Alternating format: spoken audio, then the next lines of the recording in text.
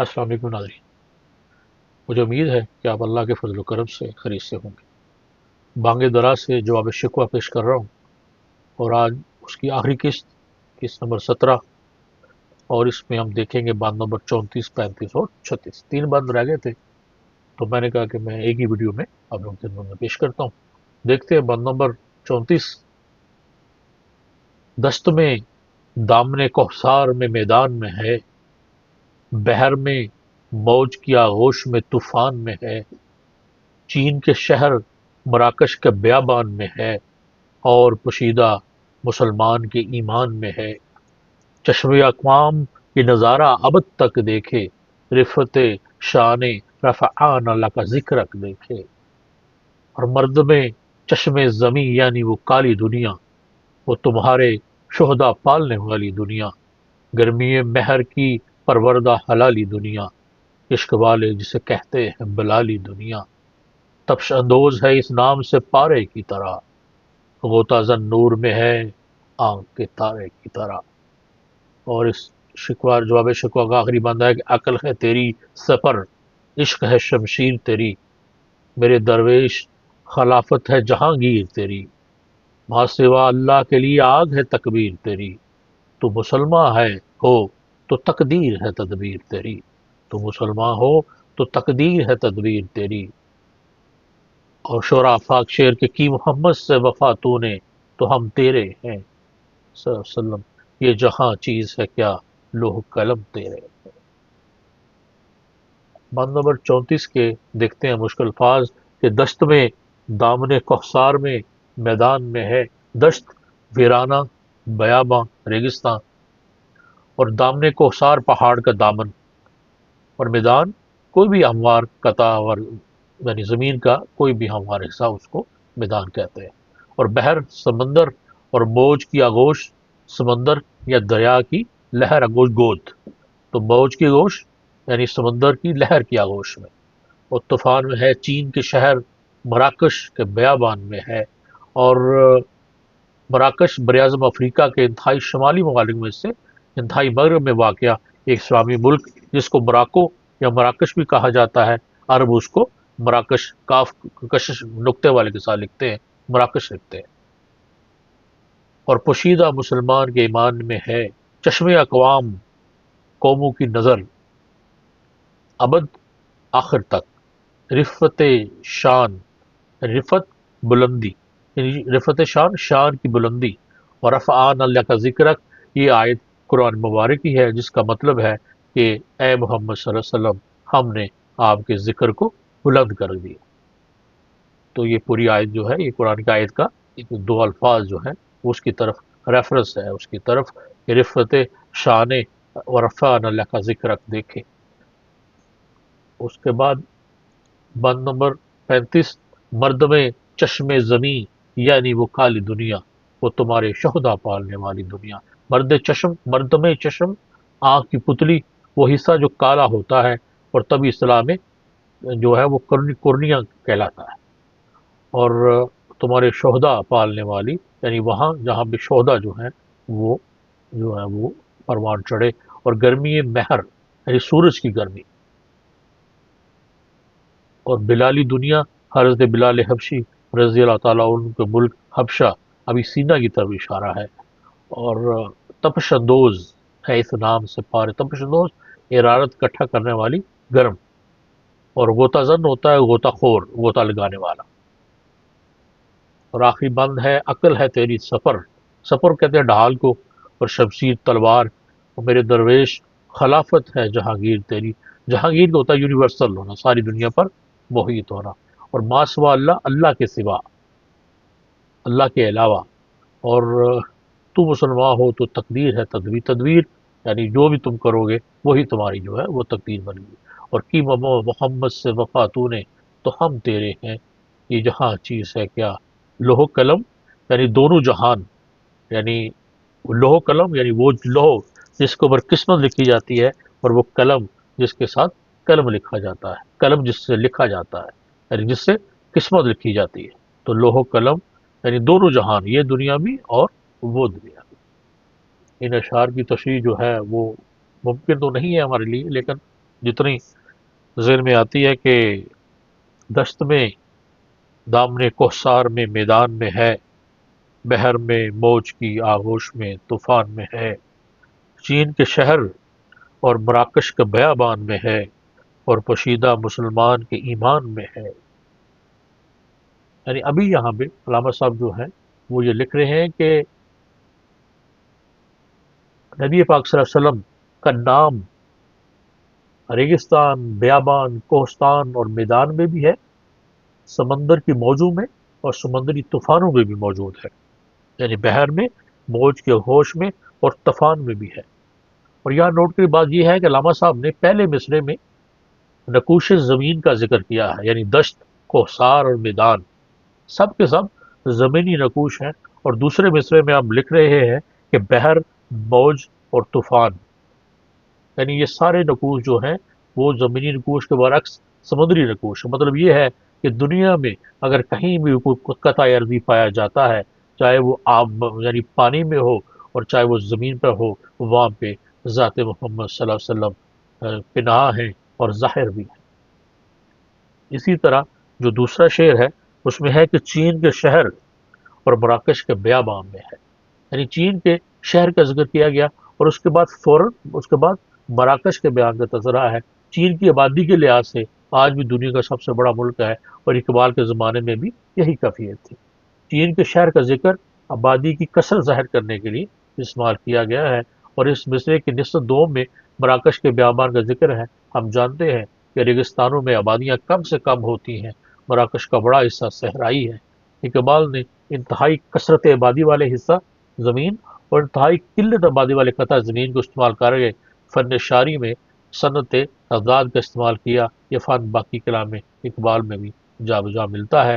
اس نظم شکوہ جواب شکوہ میں بھی کئی اشعار اس صنعت شاعری کے استعمال کیا گیا ہے، اور آخری مصرے میں کہا گیا کہ یہ نام ہر مسلمان کے ایمان کا جزو لازم ہے، یعنی اور پوشیدہ مسلمان کے ایمان میں ہے، یعنی ہر جو بڑا شہر، ہر بڑی آبادی والا شہر اور ہر بڑی آبادی والا ملک اور ہر کم آبادی والا ملک جو بھی ہے، اس میں جو بھی ہے، ہر جگہ ہر طور پہ یہ نام محمد صلی اللہ علیہ وسلم کسی نہ کسی طرح موجود ہے، اور پوشیدہ مسلمان کے ایمان میں ہے، اور مسلمان کے دل میں جو ایمان ہے اس کا لازم جزو ہے، لازم حصہ جو ہے وہ اسی نام سے ہے، اور اگر یہ نام نہیں ہے تو پھر ایمان نہیں ہے، پھر وہ کوئی اور ہی چیز ہے۔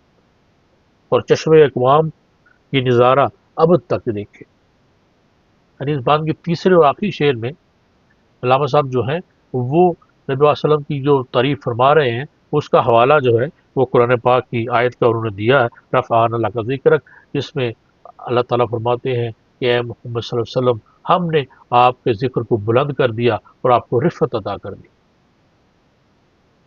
اب علامہ صاحب فرما رہے ہیں کہ ہم نے قرآن میں اس آیا کا ذکر کر کے تمام عالم کو آپ کی رفعت کا نظارہ دکھا دیا ہے، اور یہ رفعت، یہ بلندی، یہ اعزاز دنیا کے ختم ہونے تک باقی رہے گا۔ یعنی چشم اقوام یہ نظارہ اب تک ہے کہ یعنی جو اللہ تعالیٰ نے اپنے پیارے محبوب کو ذکر کو بلند کیا اور آپ کو رفعت عطا کی ہے، وہ یہ قومیں جو ہیں وہ چشم اقوام، قوموں کی نظریں وہ ابد تک دیکھے گی، آخر تک دیکھے گی، قیامت تک دیکھے گی کہ مرد میں چشم زمیں، یعنی وہ کالی دنیا، وہ تمہارے شہداء پالنے والی دنیا۔ یہ بند مسلم افریقی اقوام سے مخاطب ہے۔ علامہ صاحب فرمائیں گے وہ کالی دنیا جس میں اول اول مسلمان کعبہ سے ہجرت کر کے جاتے رہے، اور وہاں نصرانیوں اور یہودوں کے ستم و جرم کا شکار ہو کر شہید ہوتے رہے، وہ سرزمین تمہارے شہیدوں کو پالنے والی تھی۔ سورج کی گرمی کی پروردہ زمین گویا کے حلالی دنیا تھی، جیسے حضرت بلال رضی اللہ تعالیٰ عنہ کی طرح کے اولین مسلمان بلالی دنیا کا نام بھی دیتے تھے۔ وہ آج بھی اسی طرح گرم ہے جیسا کہ محمد صلی اللہ علیہ وسلم کے زمانے میں تھی، اور ایک طرح آج بھی وہ مضطرب ہے، یعنی گرمی بہر کی پروردہ حلالی دنیا، عشق والے جسے کہتے تھے بلالی دنیا، تپش اندوز ہے اس نام سے پارے کی طرح، یعنی آج بھی وہ پارے کی طرح مضطرب ہے، لیکن باوجود اس کے اس زمین کا رنگ سیاہ ہے، لیکن وہ نور اسلام میں اس طرح ڈوب کر روشن ہے جیسے آنکھ کا تارا یا آنکھ کی پتلی ہوتی ہے. یعنی وہ تذر نور میں ہے آنکھ کے تارے کی طرح. اگر آپ آنکھ کی بناوٹ پر غور کریں تو اس کا اندر کا حصہ گول حصہ سیاہ ہوتا ہے. اس گول شکل کے تناظر میں اقبال نے آنکھ کی سیاہ پتلی کو ایک ایسا ستارہ کہا ہے جو روشنی میں غوطہ زن ہے. انسان کی جسمانی بناوٹ کا یہ عجیب معجزہ ہے کہ آنکھ اگرچہ سیاہ ہوتی ہے لیکن روشنی اجالے اور نور کو جنم دیتی ہے اور دیکھ لیتی ہے. یعنی سیاہ ہو کر بھی نور کا احساس و ادراک کر لیتی ہے. اقبال کہتے ہیں کہ زمین حبشہ اگرچہ رنگت میں کالی ہے لیکن اس طرح نور اللہ نور ہے جس طرح آنکھ کی کالی پتلی روشنی کی خالق ہے. علامہ نے ایک اور شعر میں اسی مضمون کو ایک اور نادر پیرائے میں بھی استعمال کیا ہے. یہ شعر بانگ درا کی اس نظم کا حصہ ہے جس کا عنوان ہے خطاب با جوانان اسلام، جس کا مطلب ہے کہ کبھی یہ نوجوان مسلم تدبر بھی کیا تو نے کہ وہ کیا گردو تھا تو جس کا ہے ٹوٹا بتارا. اور اسی نظم کا آخری شعر جو غنی کشمیری کا ہے اور فارسی میں ہے کہ غنی روز سیاہ پیر کنا را تماشا کن کہ نور دیدش روشن کنن چشم زلیخا. اور اس میں ہے کہ ہمارے یہ کہ حضرت یعقوب اپنے بیٹے حضرت یوسف علیہ السلام کی جدائی میں رو رو کر اندھے ہو گئے تھے، لیکن دوسری طرف ان کا نور نظر بیٹا چشم زلیخا کو روشن کر رہا تھا. کیا کمال شاعری ہے اور کیا بلاغت ہے. اس کو بند کو یہیں پہ روکتے ہیں اور چلتے آخری بند کی طرف. عقل ہے تیری سفر عشق ہے شمشیر تیری، میرے درویش خلافت ہے جہانگیر تیری. اے مسلمان، اب اس وقت کہ عقل تیری ڈھال ہے اور عشق تیری تلوار، تمہاری بادشاہی ساری دنیا پر ہے. یعنی خلافت ہے جہانگیر تمہاری بادشاہی ساری دنیا پر ہے. بشرط یہ ہے کہ تم اپنی عقل کو ڈھال کے طور پہ استعمال کرو اور اپنے جنون کو، اپنے عشق کو اپنی تلوار کی طرح استعمال کرو، تو تمہاری بادشاہی پھر جو ہے وہ جہانگیر ہوگی، تمہاری خلافت پھر جہانگیر ہوگی. تیری آگ وہ تکبیر ہے،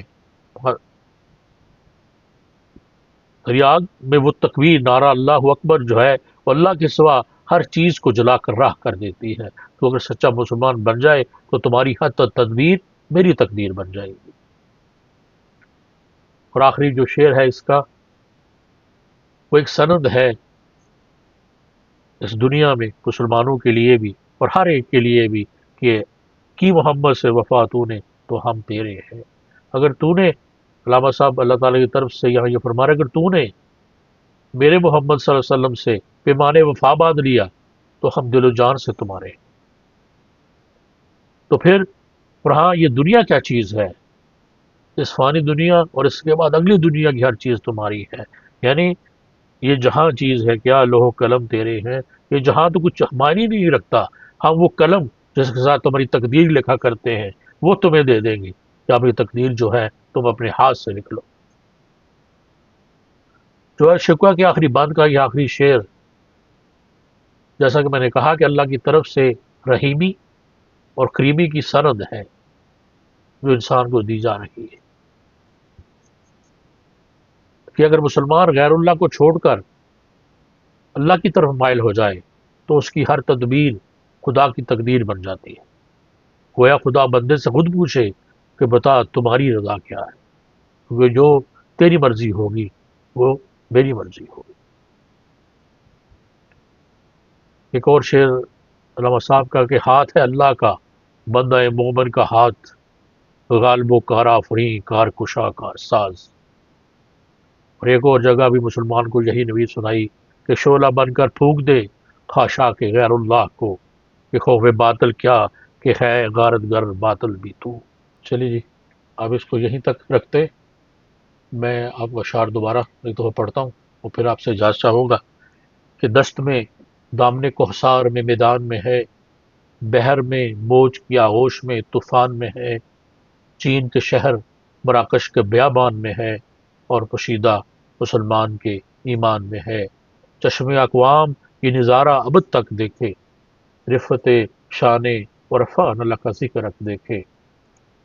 اور مرد میں چشم زمیں یعنی وہ کالی دنیا، وہ تمہارے شہداء پالنے والی دنیا، گرمی مہر کی وہ پروردہ حلالی دنیا، عشق والے جسے کہتے ہیں بلالی دنیا، تبشندوز ہے اس نام سے پارے کی طرح، وہ تزن نور میں ہے آنکھ کے تارے کی طرح، اور عقل ہے تیری سفر، عشق ہے شمشیر تیری، میرے درویش خلافت ہے جہانگیر تیری، ماسوا اللہ کے لیے آگ ہے تکبیر تیری، تو مسلمان ہو تو تقدیر ہے تدبیر تیری، اور کی محمد سے وفا تو نے تو ہم تیرے ہیں، یہ جہاں چیز ہے کیا لوح و قلم تیرے ہیں۔ اس جواب شکوہ بیان کرنے میں اگر جو ہے مجھ سے کوئی ایسی مجھ سے بات نکل گئی ہو جو غلطی کے یا خطا کے معنوں میں آتی ہے تو اللہ تعالیٰ معاف فرمائے، اور ہمیں ہمیشہ سچ بات کہنے کی اور سننے کی توفیق عطا فرمائے۔ اپنا بہت خیال رکھیے۔ اللہ حافظ۔